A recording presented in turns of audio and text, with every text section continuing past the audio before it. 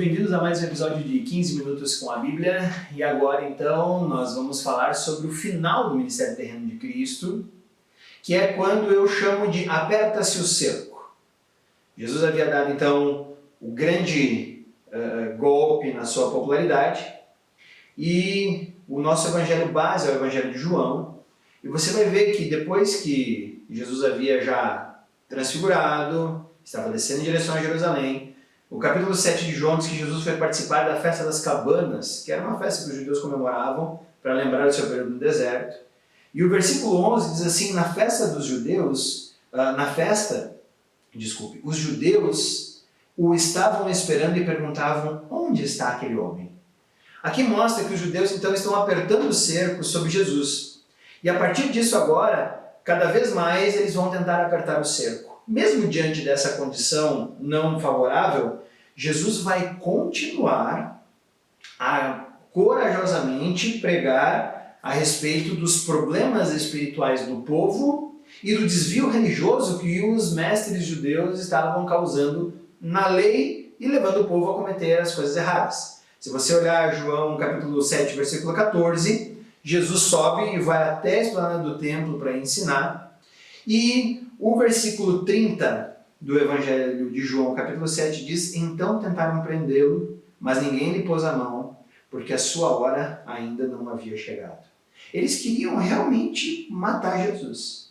Eles estavam procurando matar Jesus. Jesus continua seu ensino de forma corajosa, e entre os episódios mais dramáticos, você vai ter no capítulo 8 uma mulher pega em adultério, que foi perdoada por Jesus, e Jesus ensina que passou o tempo em que a lei matava, porque a lei ela condena, mas agora Jesus traz a graça.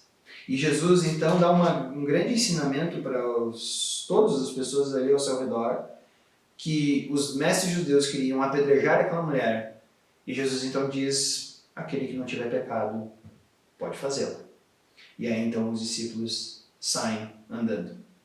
Então, em um outro momento do capítulo 8 do Evangelho de João, os judeus começam a fazer uma grande discussão, porque Jesus começa a revelar a si mesmo como igual a Deus. Do versículo 12 ao versículo 58 você vai ver isso.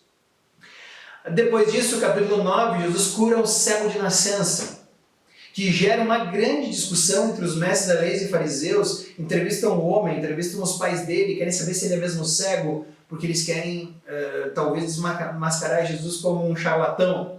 Então eles querem descobrir: será que esse homem era cego mesmo? Não, eu acho que não. Então se ele não era cego, Jesus é um charlatão. E eles entrevistam o homem, os seus pais, as pessoas ao redor, tentando pegar de alguma forma um erro de Jesus. Depois disso então, no capítulo 10, Jesus anuncia que ele é o bom pastor. Capítulo 10 de João é um refrigério para todos nós, e se nós lermos o capítulo 10, do versículo 1 ao versículo 12, nós vamos ver que Jesus está então dizendo que ele é o bom pastor, e ele diz no versículo 12 que o bom pastor dá a vida pelas suas ovelhas. Então, 11 e 12. Jesus fala que o bom pastor é aquele que dá a vida pelas ovelhas, e que os mestres da lei e fariseus são como esses assalariados, que quando o lobo aparece, abandonam o rebanho para que os lobos comam. Mas Jesus não vai fazer isso. Jesus vai dar a vida pelas suas ovelhas.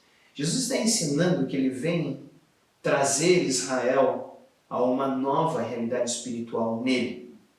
Depois disso, nós vamos ver no capítulo 11 a morte e também a ressurreição de Lázaro. Esse foi o milagre mais duro dos fariseus aceitarem, porque eles tiveram que olhar para um homem que já estava morto há 4 dias, ou seja, oficialmente morto, que volta a viver e está entre eles e pode ser visitado pelas pessoas, e as pessoas comprovarem que ele estava vivo. Comprovaram que estava morto e ao mesmo tempo comprovam agora que estava vivo. Jesus, a partir desse momento, então, ele vai se refugiar na cidade de Betânia, que é onde Lázaro está, é onde Lázaro mora, é uma cidade que tem uma proximidade de Jerusalém suficiente para que Jesus vá para Jerusalém e retorne para Betânia. Vá para Jerusalém e retorne para Betânia. Então é nesse sentido agora que nós vamos então acompanhar a última semana de Cristo. Essa última semana de Cristo é a que vai ter o maior número de detalhes em todos os evangelhos. Todos eles vão registrar com muitos detalhes tudo o que aconteceu. Só para você ter uma ideia, a última semana do ministério de Cristo, ela é 1/3 do livro de Mateus e de João, ela é 1/4 do livro de Marcos e ela é 1/7 do livro de Lucas. Só para você ter uma ideia do quanto essa semana foi importante e como ela é rica em vários detalhes. Vamos começar então pelo domingo, o primeiro dia da semana. Depois de ter ressuscitado Lázaro, Jesus ficou por um tempo ali nessa região da Judéia, em Betânia especificamente, e Jesus então vai subir até a cidade de Jerusalém. Quando a gente diz subir, porque Jerusalém ficava na parte alta da região da Judéia. E aí então, quando Jesus está chegando lá, a multidão o recebe com vários ramos de oliveira, com vários panos que colocam na frente do seu jumentinho. Jesus escolhe um jumentinho para cumprir uma profecia de Zacarias 9:9, que dizia que eis aí Israel, o teu rei, vem montado em um jumentinho. O povo recebe Jesus, as crianças clamam, Jesus é muito bem recebido. E é justamente nesse momento, no domingo em que ele é recebido de forma triunfal, que Jesus também vai, no Evangelho de Lucas, capítulo 19, chorar sobre Jerusalém. Porque você pensa, não, só um minutinho, mas não são o pessoal de Jerusalém que está recebendo Jesus? Não. Lembre-se que nós estamos a uma semana da Páscoa. A Páscoa era um momento que vinham os judeus de todas as regiões até Jerusalém. Então quem está recebendo bem Jesus não são os habitantes de Jerusalém, mas essas pessoas de fora. O que acontece é que Jerusalém não recebe, e Jesus diz, Jerusalém, não vai sobrar pedra sobre pedra, porque você não reconheceu o dia da tua visitação. Então é uma profecia que Jesus está dando, que vai ser cumprida no ano 70 depois de Cristo, quando vai vir o general Tito e vai destruir a cidade de Jerusalém, e o templo vai cair naquele momento e nunca mais vai ser reconstruído. Nós estamos em 2020, quase às portas de 2021, e o templo de Jerusalém está destruído desde o ano 70 depois de Cristo. Então Jesus disse que não sobraria pedra sobre pedra. O que sobrou do templo é o famoso Muro das Lamentações, onde os judeus ainda vão até hoje lá para, de alguma forma, lamentarem toda essa situação. Jesus termina o domingo, volta para Betânia, cerca de 6 quilômetros de Jerusalém. Na segunda-feira, Jesus então retorna para Jerusalém. Jesus estava a caminho de Jerusalém e Jesus não havia ainda feito o seu desjejum, Jesus não havia feito a primeira refeição do dia. Ele está passando por uma figueira e ele então vai procurar figos na figueira. Não encontrando figos na figueira, ele amaldiçoa a árvore. E aí algumas pessoas dizem, nossa, por que Jesus ficou tão bravo com aquela árvore? Será que ela tinha alguma culpa?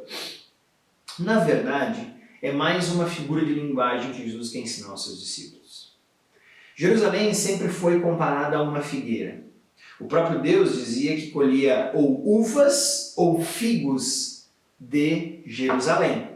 Então o símbolo de Jerusalém era uma videira ou uma figueira. E mesmo que a Bíblia diga que não era época de frutos da figueira planta, Cristo, ao vir para a terra e se fazer carne, veio colher frutos do que Deus plantou no Antigo Testamento.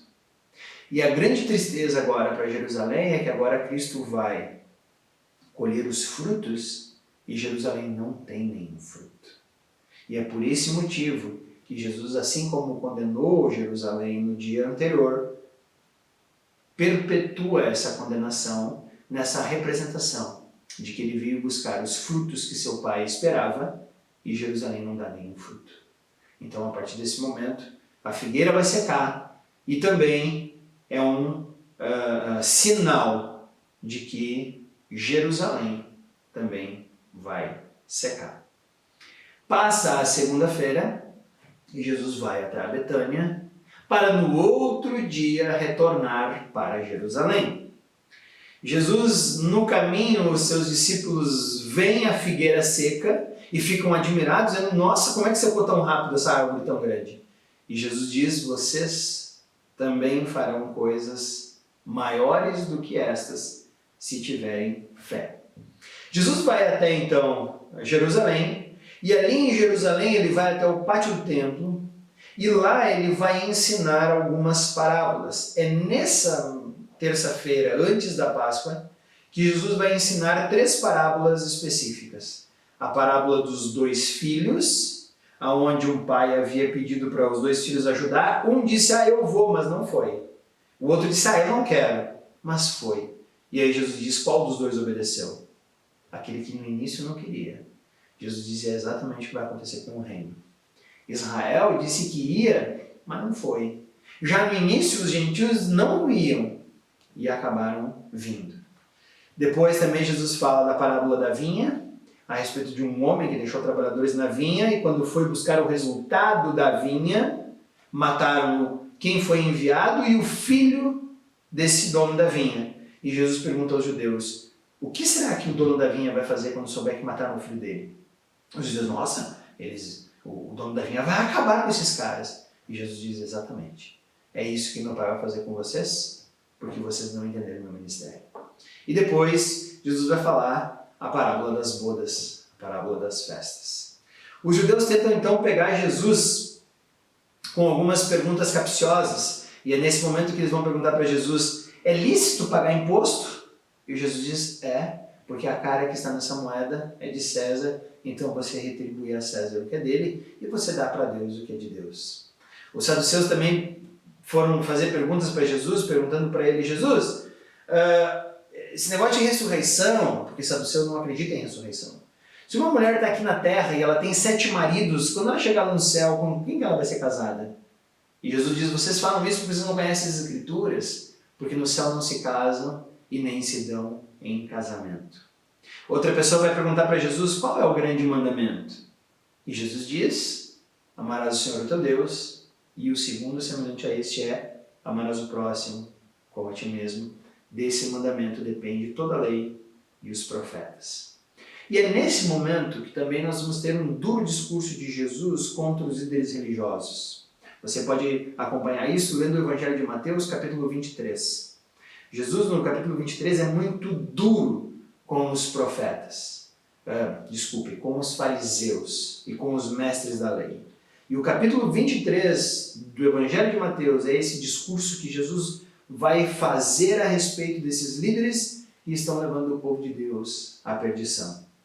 Então, nesse momento, é que Jesus vai sair do templo e vai até o Monte das Oliveiras. Lá ele vai sentar com Pedro, Tiago, João e André, e ali eles vão falar a respeito do que vai acontecer nos últimos dias. Você pode acompanhar essa conversa de Jesus com os discípulos na continuidade do Evangelho de Mateus, depois do capítulo 23, que é o discurso que ele dá para os mestres da lei e para os fariseus. É o sermão profético de Jesus. Depois disso eles voltam para Betânia, e agora nós estamos na quarta-feira, 2 dias antes da sexta-feira pascal. O Sinédrio está planejando a morte de Cristo. Como é que eles vão matar Cristo? E eles continuavam arquitetando a morte de Cristo. Você pode ver isso em Marcos, capítulo 14, do versículo 1 e 2. Nesse dia, nessa quarta-feira, enquanto Jesus não está tão ativo na cidade de Jerusalém, um dos discípulos sai e vai combinar como é que ele vai entregar Cristo ao Sinédrio. Judas Iscariotes. Mateus capítulo 14, versículo 10 e 11, você vai perceber que Judas então tenta se esquivar do grupo e vai negociar a entrega de Cristo por 30 moedas. Esse é o preço que ele vai entregar a cabeça do Filho do Homem aos líderes do Sinédrio. Mas esse é um assunto para o próximo capítulo de 15 minutos com a Bíblia, onde nós vamos ver o que aconteceu na ceia, crucificação e ressurreição de Cristo. Até o próximo episódio.